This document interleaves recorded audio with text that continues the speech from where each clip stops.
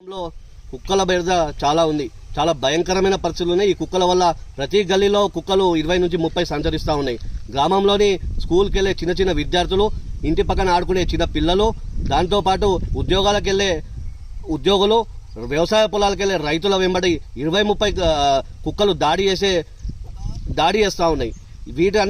ఈ దాడులకు చాలా మంది సఫర్ అయిందో, చాలా మంది కుక్క కాట్లు గడిచినాయి.